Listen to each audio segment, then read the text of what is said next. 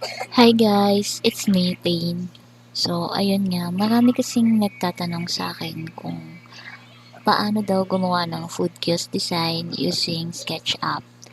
So, kung gusto nyo matuto, panoorin nyo tong video na to kasi ituturo ko sa inyo yung mga basic tools sa SketchUp na kadalasan gagamitin para makabuo ng cart design. So, yun, start na natin.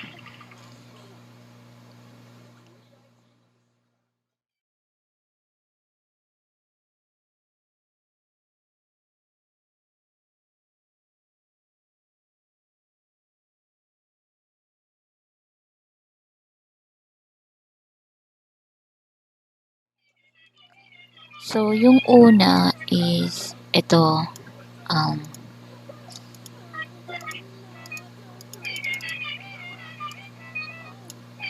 i-open natin yung SketchUp. So, ito yung SketchUp na gamit ko is SketchUp Pro 2021. So, yan yung gamit ko. So, kapag in-open nyo yan, ito yung lalabas. Ito yung template nung SketchUp. So, ang pipindutin nyo dito is itong meters. So, itong meters lang ang gagamitin natin sa paggawa ng food cart. Kahit ano dito, simple or architectural, basta meters. Yan. So, click natin tong simple meters.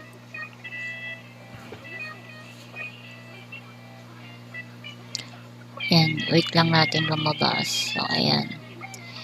Ito yung version ng 2021 SketchUp Pro.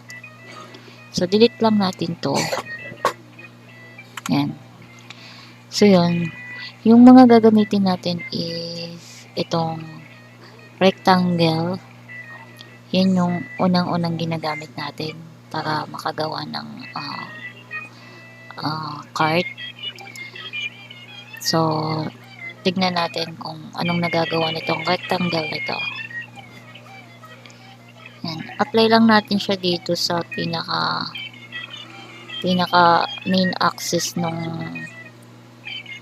nung SketchUp. Yan. Dito. Then, ganyan. Hindi ko siya ino-hold yung mouse. Click lang. One click. Tapos, yan. Magaganito na siya. Yan. Tapos, bitaw. Yan. Click ulit. Tapos, ang gagamitin ko, para maging ganito siya, maikot-ikot natin. Ma-view natin yung itong top view. Yan. Front view. Side view. Yan. Para maganyan natin, ginagamit ko is itong orbit. Yan. Siya yung nag-view ng camera. Yan. Yan. Diba? Tapos, gamitin natin is yung push tool. Para maangat natin to maging box or rectangle siya. Push tool. Hanapin natin yung push tool. Saan na yung push tool? Ito. Push and pull. Yan. Yan yung tawag sa kanya. Click mo lang yan. Tapos kapag nagganyan na siya, yan, may mga dots yan. Ibig sabihin nakaselect siya. Ready to push na siya and pull. Yan. Yan. Angat nyo lang. Click nyo lang. I-hold nyo lang yung mouse. Hold. Hold pa angat. Yan. Naka-hold left tayo. Hold left click. Yan. Kasi kapag ganyan, pwede naman natin click lang, hindi siya naka-hold. Yan. Click mo lang yung mouse, yung left click mo lang. Tapos, naka-free, movement tayo, hindi tayo naka-hold. Yan. Gumaganyan pa rin siya. Tapos click mo ulit. No. So, okay lang kahit i-hold nyo or hindi. Kayo bahala. Saan kayo komportable. So, ayan na.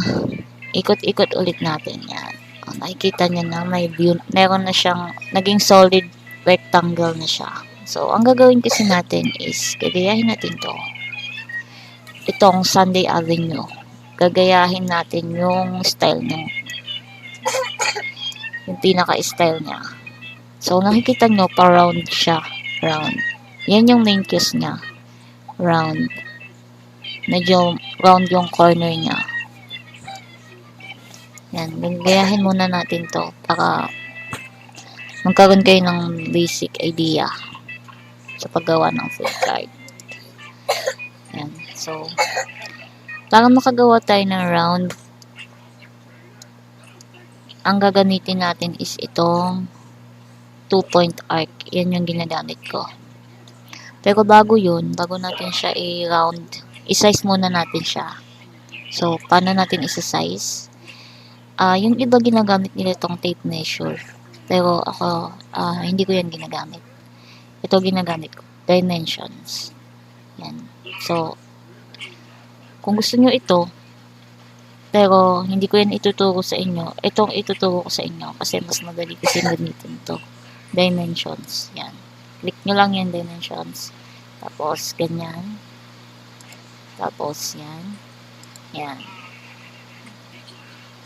Saka nyo, bitawan.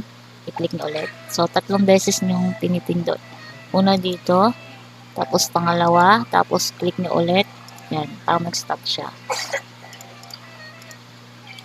Pero guys, pwede nyo gawin to. Kinlik nyo tong dimension.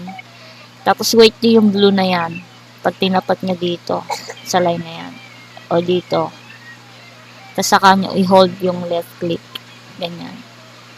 Parang hihilahin nyo na lang siya. Hindi na kayo magaganon-ganon. Magduduktong-duktong. So, kung anong gusto nyong gawin. Ako kasi ganito na lang. Yan. Ay, hindi na ako magduduktong. Yan. So, kinukuha ko nga pala yung size nito, at size nito. Yan. Yan yung mga kailangan natin. So, ganyan ako gumawa. Yan, nakaganyan siya. Para ma-size ko. So, ang gusto kong size is 2x2. 2x2 cubes kasi ito. Ito. Yan. So, ang uunahin muna natin ay yung main kiosk. Main counter. Yan. Takbo ka kasi ng takbo. Manood ka lang. Ayan, time first muna. Ayan, 2x2. Tapos, ang gusto kong size nito is 90. Ayan. Tapos, ang gusto kong size nito, depth, yung main counter natin ay 60. So, standard size muna tayo. So, yun. Para maging round siya, guys, ito gamitin natin, 2-point arc. Ayan. Nagkakait tayo ng arc pa ganyan. Ayan. Ayan. So, paano siya ginagawa? Paano siya tinitindot? Ganito lang siya. Click nyo lang to. Itutok nyo kung saan nyo siya gustong gamitin. So, dito tayo nag-i-start. Yan. Tapos, click nyo yung left click. Yan. Tapos, yan. Ready to round na siya. Dito natin siya itapat. Yan. Tapos, click ulit. Ayun. Tapos, magiging ganyan pa yan eh. Pag pangalawang pindot nyo. So, 3 beses ulit siya tinipindot. So, i-ano nyo lang siya dito. I-ganyan nyo siya dito. Yan. So, saka nyo bitawan. Yan. Click. Tapos, yun. Tapos, yun. Okay na, diba? So, gagamitin natin tong push and pull. Para mawala itong part na to. So, alisin natin yan. Gaganyanin natin siya. Oh. Yan. Isagad nyo lang siya hanggang dito. Dito sa baba. Para kusa na siyang mawawala.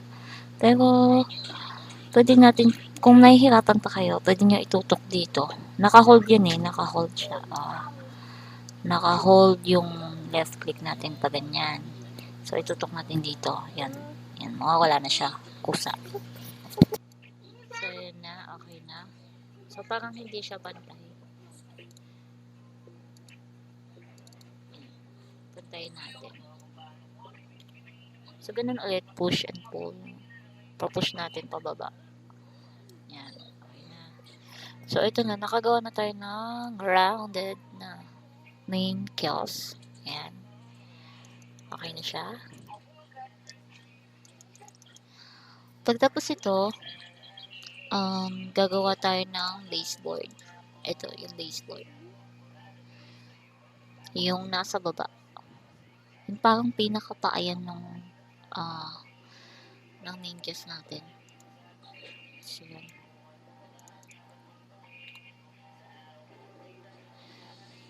Usually na size nito is 0.10 meters o 10 cm. Ayan. So, makikita ko yung size dito sa distance. Ayan. Or measure na tawag dyan. Ayan. Check nyo to. Ito. Bago nyo siya i-push. Ayan. I-check nyo siya habang pinupush nyo siya. Ayan. Tignan nyo. Ayan. O, yan na. Saka kayo titigil. Okay na. So, naka 0.10 na to. Itong size nito. Yan. Yan yung size ng magiging baseboard natin. So, nakalutang yung class natin kasi wala pa yung baseboard. So, gagawin natin yung baseboard. Ito, pindutin natin tong offset. Yan. Pagkapindot na itong offset, makikita natin yung mga dots na yan. So, ibig sabihin, ayan na siya. Ready to na siya. Nakaselect tong mismong baba. Tapos, i-hold natin. Ganyan.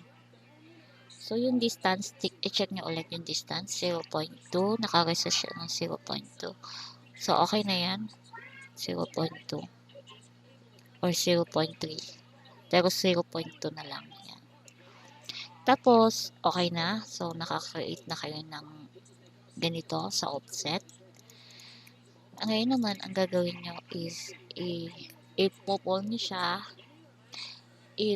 siya pababa ulit to ground kasi nakalutang yan. So, pindutin nyo itong push and pull. So, ipupull natin siya papunta dito. Yan. Yan, nakaano na siya sa ground. So, yan. Okay na siya. Nakagawa ka na ng baseboard. Kompleto na yung ating main kiosk. So, yan yung main kiosk natin.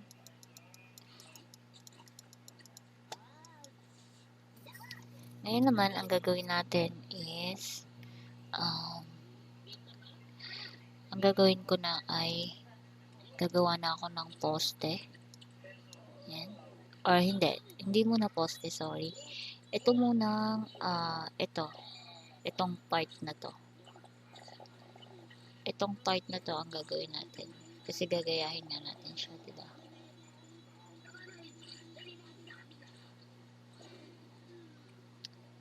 Oo nga pala guys, naka-recess nga pala to guys. Naka-recess. Parang naka-elevate tong, may pasobra tong counter na to eh. So, gawin na lang din natin. Yung pasobra para makita nyo. So, yan. So, ang gagamitin natin ulit dyan is yung kagaya ng ginawa natin sa baseboard. Yan. Tayo natin tumapat dito. Yan. So, ako, ang gagawin ko is 0.3 yung pasobra. Or 0.05 na lang. Check nyo yung distance na yun. Nandun sa kanina tinuro ko sa inyo. So, ito. Dito nyo i-check, ha? Yan. Tapos yun, iaangat ko to. Iaangat ko to.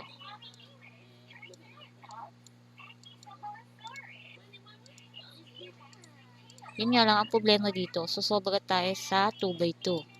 Dito sa ginawa nating setup. So, kailangan sakto siya guys. Hindi natin pwedeng pasobrahan. Lalong-lalo na kapag sa mall kayo gagawa. So, pang mga standard na kiosk, kailangan sakto siyang 2 meters. So, sumobra tayo dito. Saglay itong gawa natin. So, babaguhin natin ulit. So, una, gagawin ko muna is ito. I-revise natin muna siya.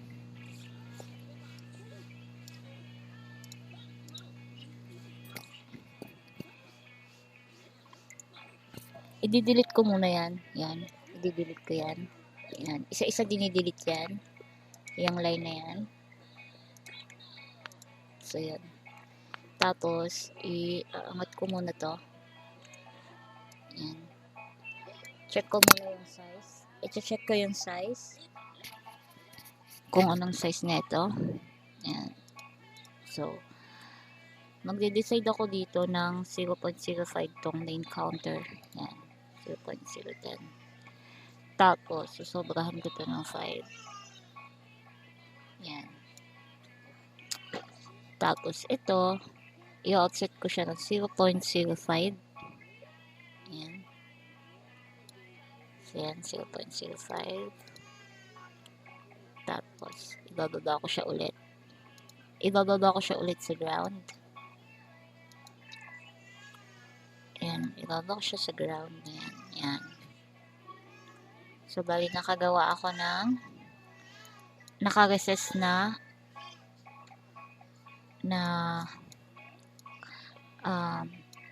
tabletop na hindi lumagpas ng 2 meters. Sakto pa rin siya. Yan. So, bali ito, usog natin to. Para yung main body ay 60 cm pa rin. So, walang nabago dun sa main body. Ang nangyari lang is sinobrahan lang natin tong nasa harapan. Yan. So, bali ang pinaka countertop natin shit. Wait, sorry. 65. Ang countertop natin ay 0.65. Yan. Pero yung body niya is 0.60 lang. Ngayon, gagawin natin yung ginawa natin kanina. Inurong ko to pataas hanggang 10. 0.10. Yan. Tapos, gagawin ko ulit yung ginawa ko kanina na 0.2 recess. Tapos, saka ko siya ibababa ulit sa ground. So, inulit natin yung ginawa natin kanina. So, yan. Okay na. Nakagawa na tayo ng ganitong counter. So, kung naiirita kayo sa size, pwede nyo siyang delete sa mga dimension. Kung hindi nyo na siya kailangan, i-delete nyo na. So, bali yung size pa rin natin kanina ay nakapasok pa rin tayo sa standard size, sa standard height ng Akyos ng cart. Ayan, 0.90 pa rin siya. Ayan pa rin yung standard. So, bali dito, lalagyan natin ng drawer. Ito mamaya, drawer cabinet. Yan, tuturuan ko kayong gumawa niyan. Pero, sa ngayon, ang bubuin muna natin is yung poste. Pero bago yung poste, meron akong mahalagang sasabihin sa inyo na kailangan nyong gawin. So, ayan. Itong part na to, nakabuo ka na ng isang buong counter. Isang buong main counter ng kiosk. So, ang gagawin mo, pinaka-importanting gagawin mo ay i-group mo siya. Kapag group mo to, iti-triple click mo yung left click mo. Left click, triple click. 1, 2, 3. Yun.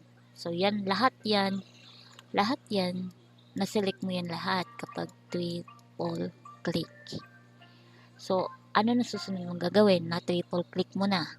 So, yun. I-right click mo tong mouse mo. Right click. Yan. Hanapin mo ngayon yung make group. Yan. Make group. So, make group muna tayo. Itong make components ay pag-aaralan natin yan sa susunod na video. Pero itong make group muna. Yan. Make group. Okay na. So, naka-group yan lahat. Nung triple click mo yon. Ngayon, kung gusto mong gumawa ng drawer dito, hindi mo yan ma-edit. Hindi mo siya mapupush. Hindi mo to magagamit. ditong offset. Yan. Hindi mo na siya magagalaw kapag naka-group na. Pero pwede ka pumasok sa loob ng group. So, ang gagawin mo, right click ulit, edit group. Yan. Nasa loob ka ng group. Diyan siya magagalaw. So, kapag right click, edit group. Yan. Magagalaw mo siya. Yan. Diyan ka ngayon mag-edit sa loob. Tapos, pwede ding double click. 1, 2. Yan. Nakapasok ka na sa loob. Kahit huwag ka nang mag-left click, tapos edit group. Yan. Pwede naman double click na lang. Yan. Nakapasok sa loob ng group. Ngayon, anong silbi nitong group na to? Malaki ang silbi na itong group na yan. Group na yan. Kailangan mo yan gawin kasi huwag kang tatamaring mag-group sa bawat object na nagagawa mo. Halimbawa, gumawa ka ng poste, i-group mo yon. Kailangan mo yung mag-group. Wait lang, may nanggugulong bata. So, yun. Kapag gumawa ka ng poste, yan, ganyang poste, kunyari. Up mo yan. Kailangan mo yung i-group. Guys, yan. Bawal yan hindi to naka-group tong counter. Tapos ito, gumawa ka ng poste. Magugulo kasi buhay mo dyan eh. Kapag hindi ka pa masyadong marunong. Kunyari gusto mong i-move to. Kapag hindi to naka-group, ito din hindi naka-group. Hindi mo to ma-remove. Yan. Kunyari, ganyan, copy paste mo to dito. Yan. Hindi mo yan magagawa kapag naka-combination siya. Kapag hindi siya naka-group. Okay. So, yun yung silbi ng groupings.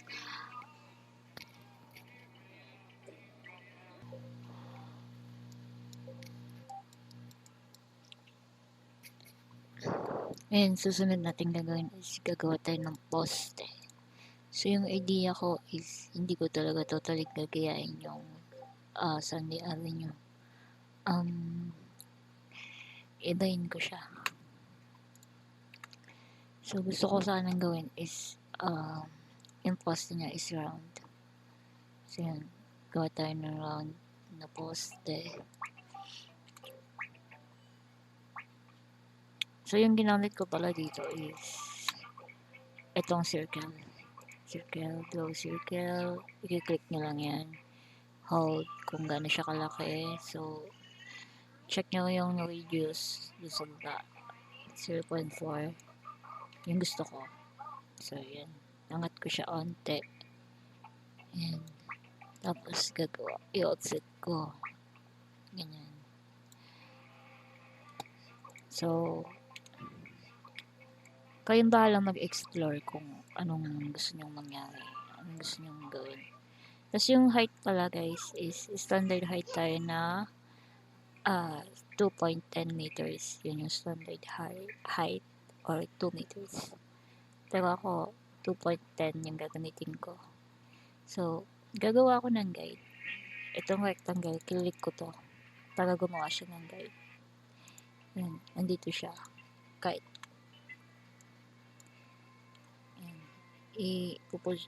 Ipupush ko siya pataas. Yan. So, check ko yung size niya. Yan.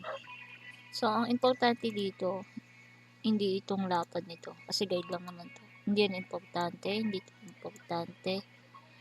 Hindi importante to. Yung mga size nito. Yan. So, ang importante dito is itong height lang. Yan. Guide kasi natin to na height. Yan. So, 2.10. Yan. Yan yung size niya. 2.10. Tapos, gagawa ako ulit ng 0.30. Yan. Yan yung magiging head natin. Yan. Yung magiging head ng kiosk. Kung gusto nyo siya lagyan ng roof. So, yun. So, bali ito.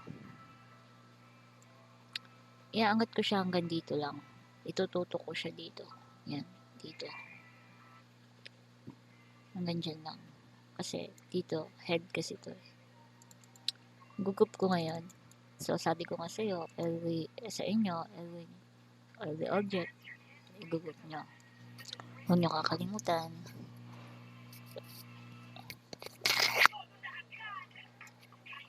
Tapos, ayun, okay na. Nakagat na siya. Ano nyo to? Gagamitin natin dito para makafe siya dito. Ilalagay natin dito is itong move tool. Yan, itong move. Yan, siya yung nagmo-move ng object or nag-stretch. Pwede din siya mag-stretch. Tapos yan, i-move natin siya.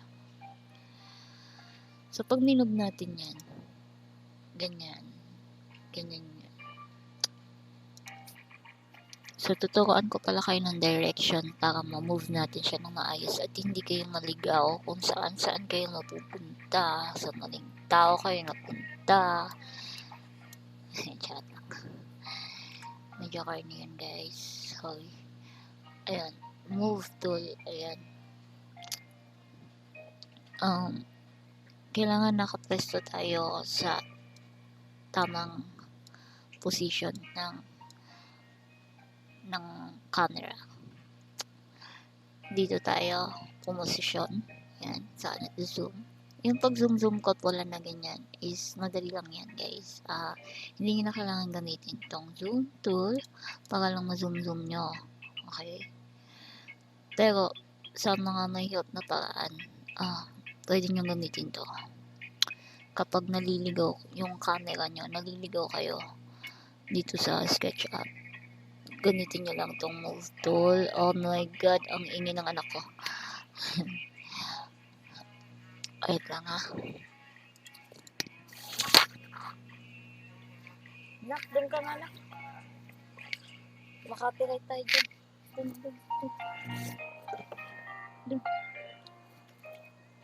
Dun ka na, sige na. Hindi, sige na.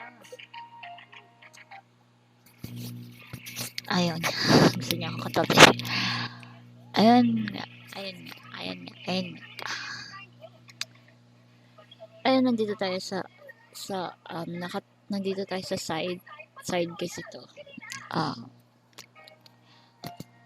Dito tayo pupwesto sa side bago natin siya i-move. I-move na natin. Click lang natin tong move. Tapos, kung gusto niyo siya makati, pindutin niyo lang yung control. Yan. Makikita niyo yung plus. Ayan na yan. So, ibig sabihin magkakati siya. Magmo-move siya. Pero, magkikreate siya ng kaduplicate niya.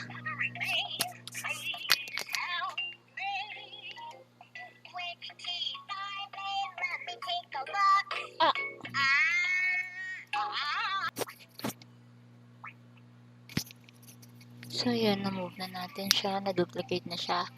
Ang gagawin natin ngayon is itong side naman na to. Na wala pang poste.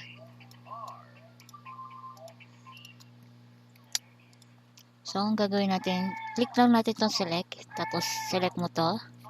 Tapos, shift. Yan. Nakikita nyo, may plus. Yan. Plus minus. Yan. Click nyo ulit. Ito. Yan. So, dalawa na siya. So, saka nyo to i-click tong move. Yan. Tapos, saka nyo pindutin yung control. Control dun sa keyboard nyo, guys, ha.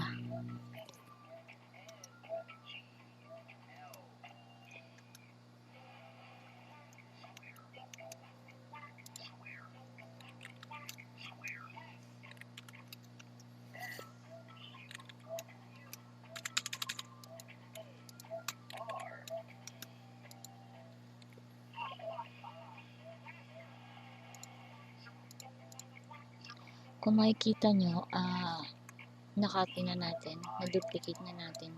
Yan. So, ayan na, okay na. So, kayo nang bahala magpantay ng poste nyo. Kung tingin nyo okay na yan, okay na yan. So, kayo magde-decide kung paano nyo mapapaganda yung design ng food cart nyo.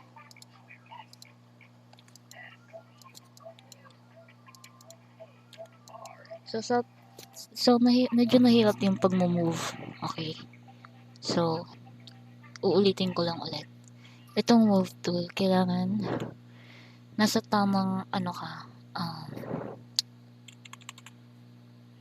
nasa tamang tao. Chot. Hindi.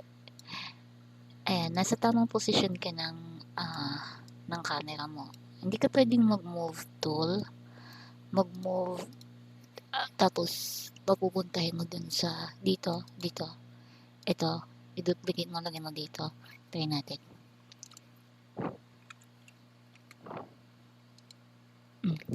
Actually, pwede. Pero, kung hindi ka sanay, kung bigla mo lang ginawa yan, wait lang, check natin ulit. So, yan. I-move mo yan dito. Yan. Pwede kasing maligaw ka dyan eh. Yan. O, diba? Bumababa siya, diba? Diba? Nakikita nyo? O. Saan yan pupunta, guys? Para na lang kung nai-snap siya ng ganyan, no? Red. Nakita nyo yung red na yan. Ibig sabihin, pantay yung position niyan at naka-front siya. Naka-front. Nandito siya sa front.